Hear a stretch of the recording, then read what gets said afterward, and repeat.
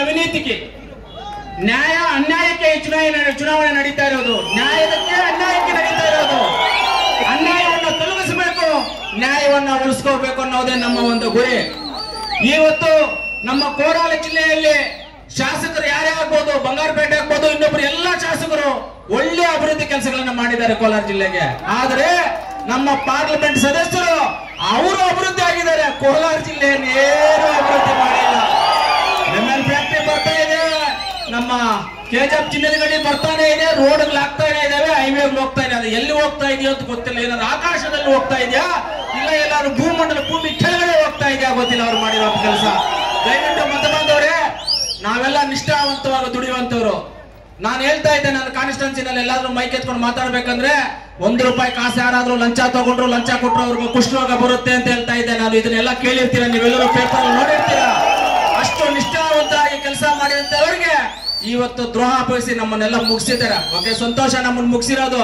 ನಮ್ಮನ್ನು ಮುಗಿಸಿರೋ ಬಂದ್ಬಿಟ್ಟು ರಾಜಕೀಯ ಮುಗಿಸ್ಬೋದು ಅಷ್ಟೇ, ಮಾತ್ರ ಬೇರೆ ಯಾವ್ದ್ರಲ್ಲಿ ಏನು ಮಾಡಕ್ಕಾಗಲ್ಲ. ನಮ್ಮನ್ನ ಏನೇನೋ ಮಾಡಕ್ಕಾಗೋದಿಲ್ಲ, ನಮಗೂ ಬೇಕಾಗೂ ಇಲ್ಲ.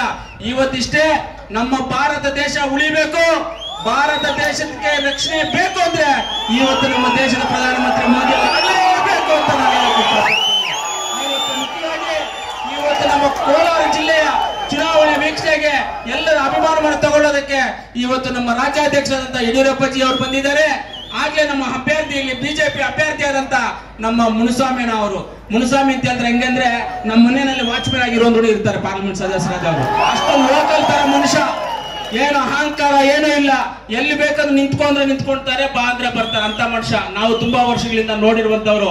ದಯವಿಟ್ಟು ನೀವೆಲ್ಲರೂ ಈ ಒಂದು ಸತಿ ಬದಲಾವಣೆ ಕೋರಿ, ಈ ಕೋಲಾರ ಜಿಲ್ಲೆಯ ಸ್ವಾತಂತ್ರ್ಯ ಬಂದಾಗಿಂದ ನಾವು ಈ ಕೋಲಾರ ಜಿಲ್ಲೆಯ ಬಡಪೀಡಿತ ಪ್ರದೇಶ ಇನ್ನ ಎಷ್ಟು ವರ್ಷ ರೀ ನಾವು ಬಡಪೀಡಿತ ಪ್ರದೇಶ ಆಗ್ಬೇಕು? ನಾವು ಅಭಿವೃದ್ಧಿ ಆಗೋದಕ್ಕೆ ಆಗಲ್ವಾ ನಮ್ಮ ಕೈಯಲ್ಲಿ? ಇದು ಚಾನ್ಸ್ ಬಂದಿದೆ ನಮಗೆ. ಅಭಿವೃದ್ಧಿ ಆಗ್ಬೇಕು ಅಂದ್ರೆ ನಾವು ಈ ಸರಿ ಬದಲಾವಣೆ ತರಬೇಕು. ಕೆ ಎಚ್ ಮುನಿಯಪ್ಪನವರನ್ನ ಮನೆಗೆ ಕಳಿಸ್ಬೇಕು, ಮುನುಸ್ವಾಮಿ ಅವರನ್ನ ಗೆಲ್ಲಿಸಿ ಡೆಲ್ಲಿ ಕಳಿಸ್ಬೇಕು ಅಂತ